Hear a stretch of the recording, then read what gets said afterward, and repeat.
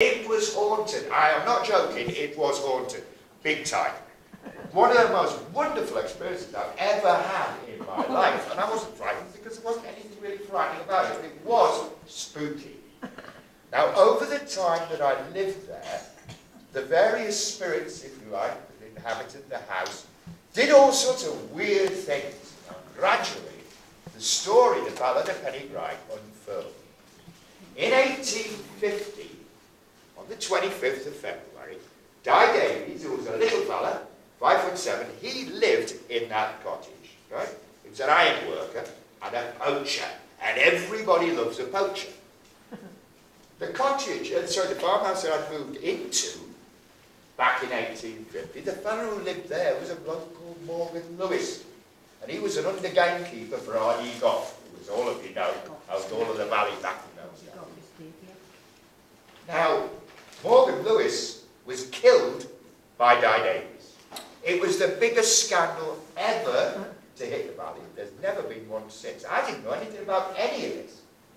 Lots of things kept happening in the house that made me think of stuff. I started off by writing a song called The Ballad of Penygraig, which then turned into an LP with various tracks. And that's how Stuart and I got to know each other. And then Stuart did a radio programme called On the Trail, The Ballad of Penygraig. And you remember the old Radio 4 thing where everybody used to walk the story and tell it as they walked? Well, that's what we did. And we've all got a story. I mean, as I look at your faces around here, there's millions of stories inside, just you guys here. This one came to me from history. Now, as the crow flies, you've got Penygraig as it was there, farmhouse there, and the chapel here. And right on the boundary wall between the chapel and what is Caine's Place now, there is Morgan Lewis's headstone.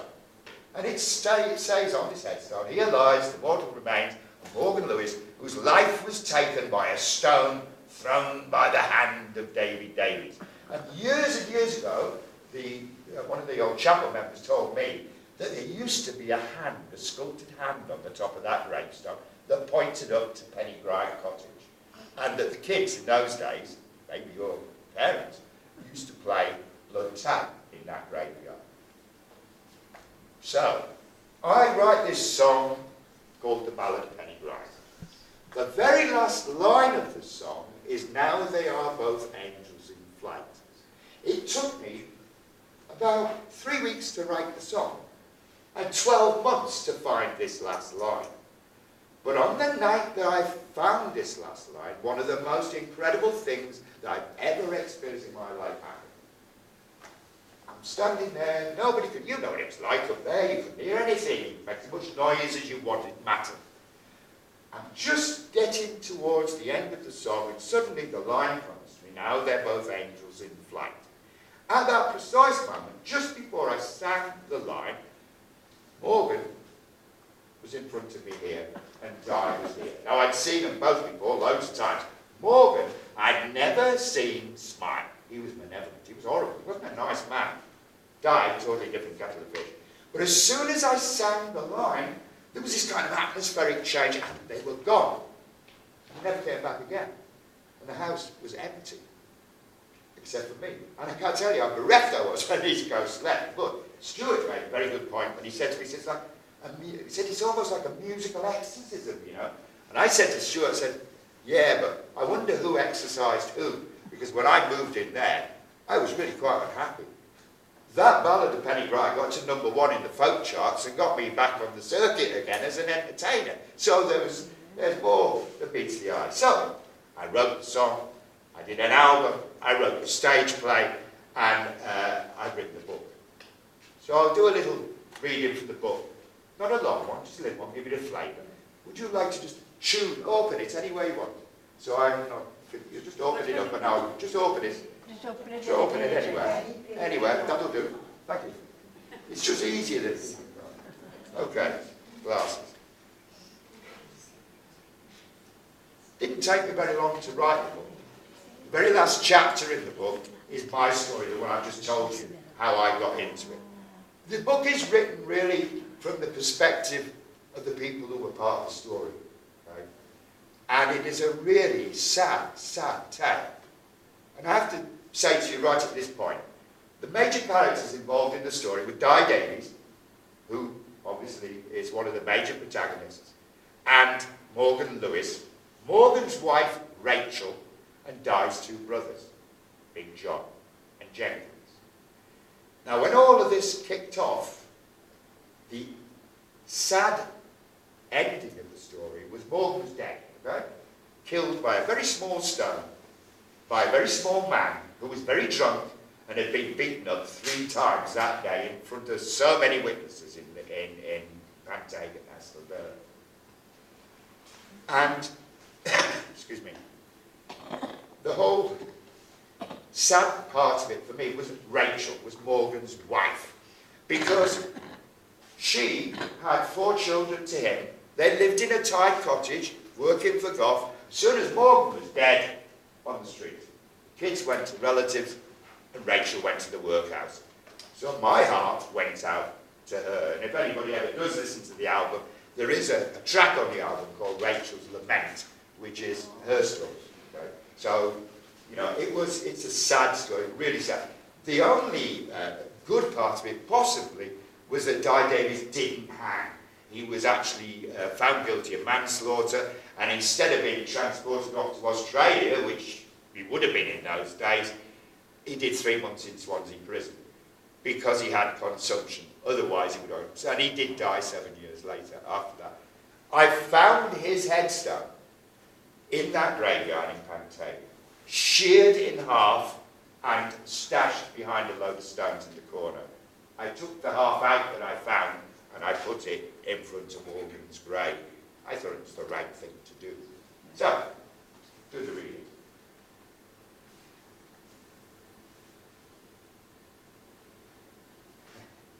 Big John gently pulled Di out of his seat by the scruff of his jacket and dangled him in the air, feet waggling uselessly. "Get off, will you?" Di protested. Big John laughed. "I will tell you shall I? I will tell you." He laughed again and gave Di a little shake. "I'll put you down when you tell me what happened and who did this to you. Now, who was it?" He laughed again. Suddenly, he dropped Di back into the chair. "Hang on, Jenkins, we know who did this, don't we?" Poking Di's shoulder, he jovially tickled his little brother. "Don't we, Di? It was a bloody Morgan Lewis, wasn't it?" Jenkins leaned towards his brother and exclaimed in horror, "What? The bloody coward! Look at the size of him to our Di!" Jenkins coughed and, turning sharply, spat into the grate, the spittle hissing as it hit the flames. "Time we sorted that big bastard out, John." Di stood up and pushed them apart. "Listen, you two, this is my problem, and I'll sort it out, you see. I don't need your help." Big John laughed for a moment in quite a hysterical manner. "It doesn't look like you do. It don't. The state of you. It was Lewis, wasn't it?" Jenkins cuffed Di lightly on the shoulder. "Tell him, you young idiot. We'll sort him, that bloody bully. About time somebody did, and we're just the men to do it. Eh?" "Leave him, Jenkins." John poured some ale into a tankard and took a long slug, gulping it quickly and putting it down on the table. "Well, Di?" Big John asked as he picked up the tankard again and passed it to his little brother. "Drink, and let it wet your whistle, then tell me."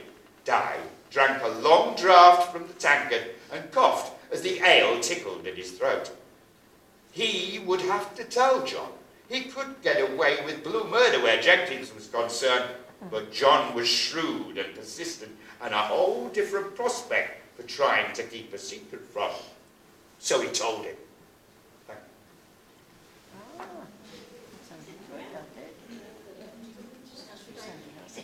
Do you want to hear a bit more? Do you want a bit more? I don't want to throw some bait. Do you want to hear a bit more of the story? What do you want? Yes or no? Right, okay. I'll choose a bit this time. Okay. This is good. This particular part, Morgan is now dead, and they're in the middle of the inquest, which has been held in the New Swan Inn, right? And apparently there was standing room only halfway up the street. And this is the doctor, Dr. Price, who is giving his testament about when he visited Morgan. Interestingly enough, some of you will know, Dr. Price was a very famous surgeon in the Valley in those days, was killed some years later, struck by lightning on top of his white horse on the mountain over there, and he's buried in one of the graveyards, I'm quite sure well. Thank you, sir. After I dressed the wound, I prescribed some purgative medicine. I visited him the following day, and I considered he was going on favourably, but when I saw him at midnight, he was quite unconscious. I then considered him to be in a dangerous state. I believed that inflammation of the brain was taking place. I consider that the inflammation was as a direct result of the injuries sustained. At post-mortem, when I removed the scalp, I found a fracture and evident marks of inflammation on the surface of the brain opposite the external injury. There was also a fracture of one of the bones of the skull adjoining the nose. All of these appearances satisfied me that the death of Morgan Lewis had been caused by the stone produced by Superintendent Villiers or from a fall. Dr. Price's testimony lasted for 2 hours, and everybody was tired and worn out by the time it came to an end. Night had drawn on, and it was past 11 in the evening before the coroner summarised the evidence. He heard the jury's findings and closed the inquest. The coroner spent some considerable time explaining to the jury the difference between murder and manslaughter, and then cleared the room. After 15 minutes, the jury returned its verdict to the hum of expectant souls gathered to witness this travesty. The foreman, Mr. Ben Hill, stood up, and the coroner asked him if they had reached a verdict that was unanimous. "We have, sir." The foreman turned to face Di and smiled. "We give a verdict of manslaughter, sir." The new Swan Inn exploded with cheers and shouts of support for Di, and despite the intercession by the coroner's trusty gavel, the accolade continued for about 10 minutes, unabated. Di collapsed to his knees with tears streaming down his cheeks. They would not hang him now. Thank God, he thought. He might get transported to Australia, but at least he would not hang. Di began to cough, uncontrollably gasping to get his breath as his lungs racked into a cacophony of rasps.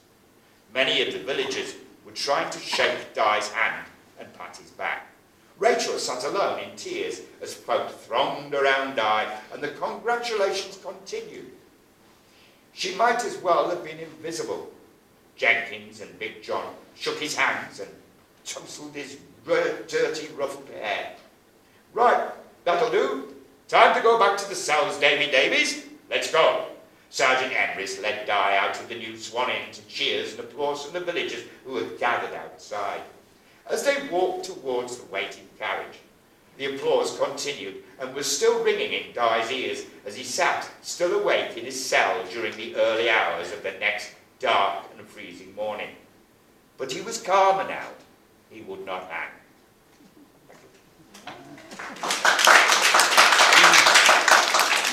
So that was my first stab at actually publishing a book.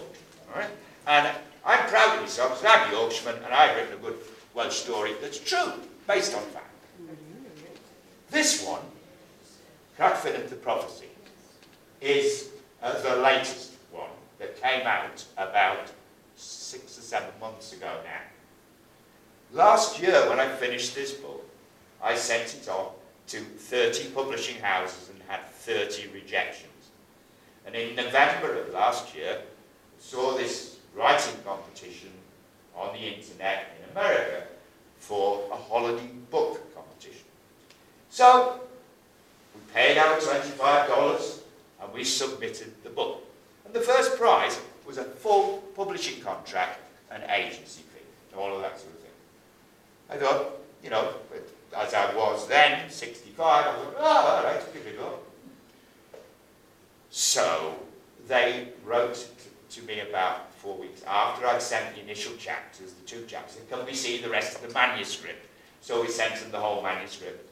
And then Debbie looked online and she saw that there was so many entrants. Really a lot. I'm talking over 3,000, 4,000 apparently it was. So, I said to Debbie, well, we can forget that then. That was a nice try. Never mind, not to worry. Forgot all about it. Never even looked in it for our own book. Never looked at it again. And in February, right at the beginning of February, got an email in the early hours of the morning saying, you won first prize. Well, you can imagine how I felt, but my first reaction was, I said to Debbie, there'll be another email soon asking us for $5,000 to make you into the next Tolkien, you know. Didn't happen. By the end of the week, I had a full publishing contract, and they published my book. And they're publishing the follow-up to this, which is The Rise of the Dragon, which will be out in a couple of weeks, in time for Christmas as well. So I'm quite happy about that. Now, what's it about? You'll like this. Honest, you will love this. Crach Ffinnant did live. He is an unremembered, forgotten Welsh hero. Crach Ffinnant was a prophet and a seer. He was a dwarf little fella, right? And he rode at the side of Glyndŵr for years. He was Glyndŵr's prophet and seer. Nobody knows anything about him. There are 2 mentions in Iorwerth's big red book. And what does he say?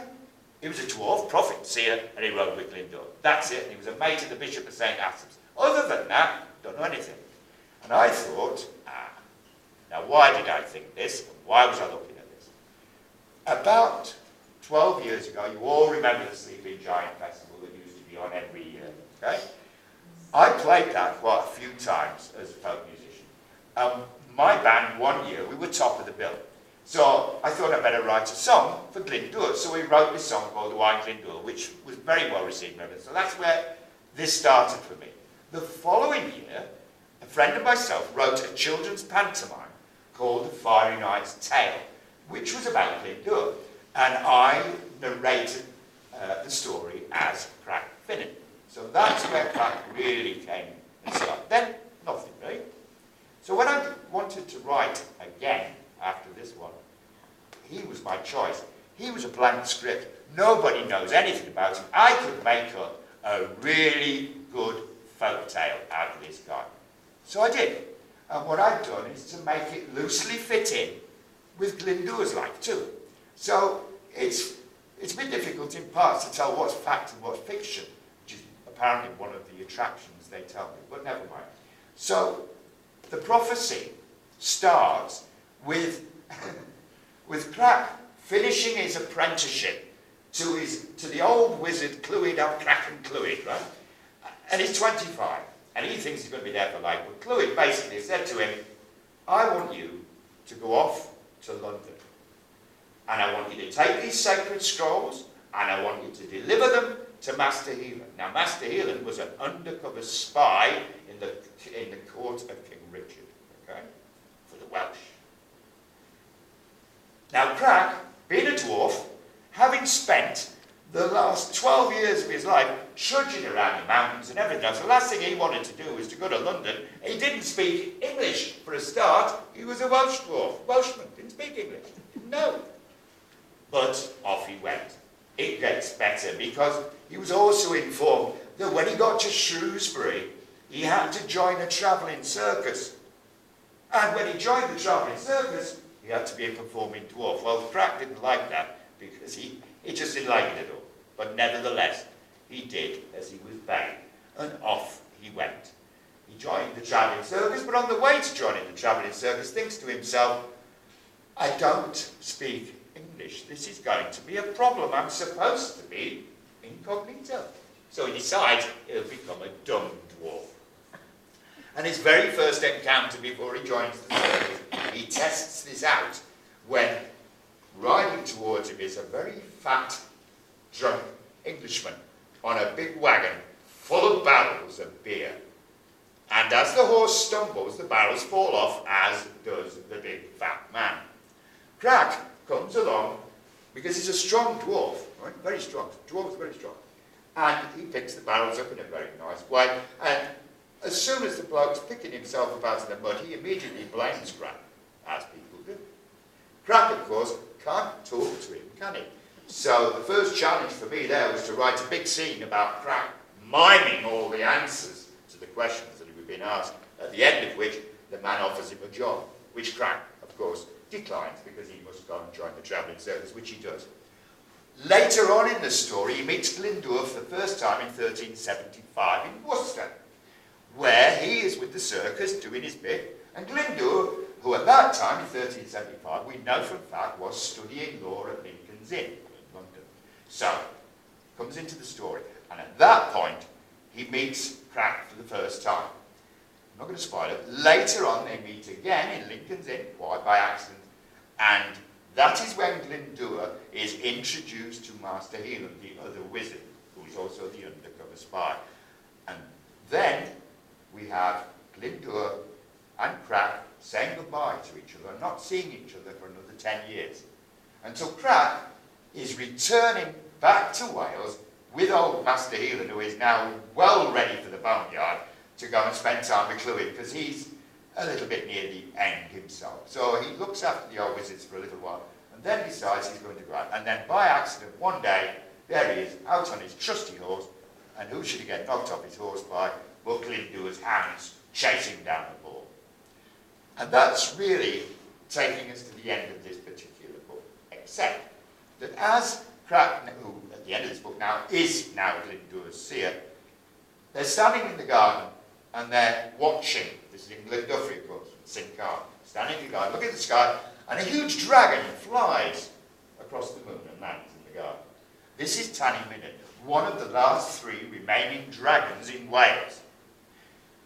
He's a male, as indeed are the other 2. So, I don't need to tell you, dragons were very worried about their species. In this book, we are introduced to the idea that there's somewhere, deep in the caverns of Ballad in York, somewhere, there is a cache of dragon's eggs that the very last female dragon laid and steered away lots of English archers. She was brought down and killed. Nobody knew where the eggs were. And also, Crach is whisked off to the Great Council of Bluestone. Now, the Great Council of Bluestone consists of all the ancient wizards from Wales, the old kings and princes and everybody, who all meet around the table to discuss the prophecy and whether or not Glyndŵr will become Prince of Wales. And that's where this book ends. All right? So I'll do you a little reading from this one in a minute, but I'll just tell you about the next one, which is due out. Rise of the Dragon takes us from where this one leads off. Okay? And it only covers from 1399 to 1400. And it ends with Glyndŵr, crowned prince, and the dragon species secured. The rest of it I'm not going to tell you about. So, and the follow-up to that, Ravens and Dragons, which we're writing at the moment, and hopefully will be due out for Easter next year, will take us from 1401 up to about 1403. I got 7 novels in my head for this, so it's got some mileage. I'm really pleased about it. And the reviews that we've been getting are really, really nice. You know? I mean, for somebody my age, you know, I'm not that much younger than you guys, but somebody my age to actually win a big publishing deal like this and actually have written a book that has been so well received. We've just had this last week a PR agent come on, and it's now been publicised. I mean, it's on. This book is on all of the big platforms on the internet, Amazon and all that sort of thing, in America, China. I've actually sold one of these in China, okay, according to the site. And I've got, now Crach's a very wise little dwarf, and he's full of spirituality and nice messages. He's not a horrible man. There's no sex in this, ladies, I'm afraid. Not a bit of sex. In fact, the first real woman figure doesn't come into it until the next book, The Rise of the Dragon. So there's no women in here at all, really. And I'm really proud of it. I really am. It's one of the nice. I've had some lovely things happen to me in my life. My mother always said if I fell down a well, I'd come up with a fish in my mouth, and she was bloody right. But this is really, you know, it's a beautiful story. Crach is a nice man. You know, he's not a nasty man. If ever there's a problem, the first thing that Crach thinks is, how can we solve this without hurting anybody? And it's the council that I've scripted that he gives to Glyndŵr. It's how I perceive it would have been. Because Glyndŵr was a good man. Glyndŵr was a very, very good man and a clever man. Very clever. And he didn't suffer fools gladly. Crach was no fool. And so I've written it so as he was a really good advisor to Crach. And it does come across quite well. Anyway, get into it and I'll read it. And then I'll shut up and you can talk to me if you like. There you go.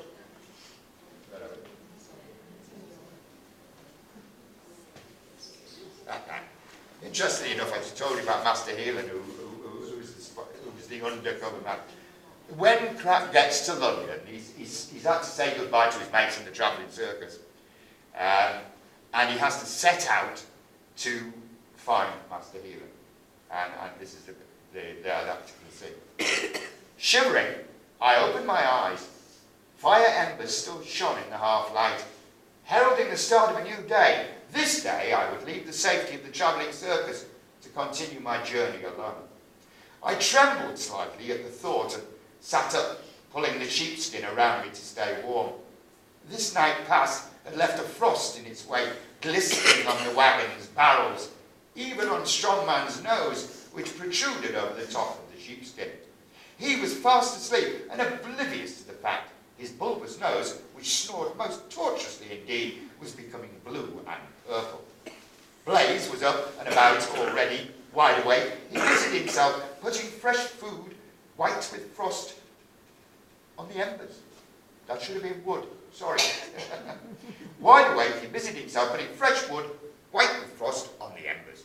The fire spluttered into life as Blaze piled on more logs, whistling quietly, lost in his own dreams. Crow was also awake, well, almost. He leaned against the wagon, weary eyes with lids still heavy, attempting to see, cutting thick slices of bread and cheese, piling it into the breakfast bowls, which were still stained with wine from the festivities of last night. Circus Master must have woken up and returned to his wagon, because he was not in a heap by the fire, where I had last seen him before closing my eyes. Everybody else lay fast asleep, chasing their dreams, snoring of differing pitches, high and low. Intermittent whistles and trumpets rang through the cold dawn. Covered in sheepskins, they looked like a slumbering flock of sheep.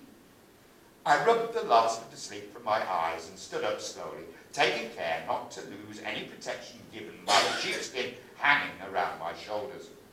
My fingers were beginning to feel numb from the cold, so I made a beeline for the fire. Blaze was certainly true to his name as the fire roared. Its heat and warmth formed such an aura I was forced to take a couple of paces back to avoid scorching myself. Crow came over, passing me a bowl of bread and cheese. He grunted acknowledgement, but seemed unable to muster anything further as he sat down with a bump on the cold ground next to me. Ouch! He tried to yell, but it came out as more of a squeak. Poor Crow. He had landed on his rear a few times, and not having a lot of padding in that region like some dwarves I could mention, he must have felt quite sore. I held out my hand to steady his shakiness, which he took before slowly falling into my arms. Crow squeezed my ribcage and whispered into my ear, "I will miss you, my friend." I heard a little snuffle and felt a dampness on my neck, but he pulled his hand away quickly to hide his tears. Both hands now covered his face, and he stared at me through fingers interlaced across his eyes. "You're my brother, Crach, and I will..." His sentence was interrupted as he coughed, and I saw the tears drip through his fingers. I held him in my arms, forgetting my strength for a moment, and poor Crow found himself crushed into my chest. He gasped, and realizing his breathlessness, I relaxed and kissed his forehead. "Thank you, Crow." I held his arms lightly, aware of such a strong feeling of family and love. "You are my brother, and I will miss you very much, especially your lightness of spirit and joy." One hand disappeared from his face, and he smiled. "Do you mean my silly emotions, which are like the seasons that can change at any time, and we never know when?" Crow paused. I smiled at the wisdom of his words. "No, Crow. I mean your light spirit and the joy you bring to all of us. You have brought me so much happiness with your friendship since we first met in Shrewsbury." His tears flowed and he smiled. Will we ever meet again, Crach? He scratched his cheek, rested his head on one hand, and winked in anticipation. Only the heavens can give that answer, Crach, but I hope we do. We dwarves live for many years, so there is a good chance we might. He laughed and replied, well, we're young enough, it's true. He laughed again. Forgive me for my emotions, Crach. But before he could continue, I held his arm and interrupted. There is nothing to forgive, Crow. I smiled and said, I hope we do meet again, and when we do, it will be as no time has passed before. It will be as if it was only yesterday that we were last together. Strong Man awoke with a start. Like a volcano, spluttering, spitting and rumbling, he began to regain consciousness. When he opened his eyes and saw us watching, he rubbed his face vigorously between huge hands, and with a large, chubby finger, he massaged himself back into life. Oh, my head, he groaned, as he gripped his brow. Too much wine, I queried.